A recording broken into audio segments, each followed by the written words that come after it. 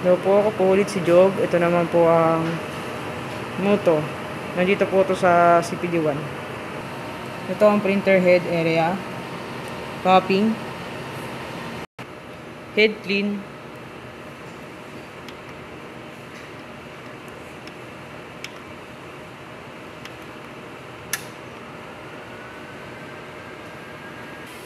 Nozzle check.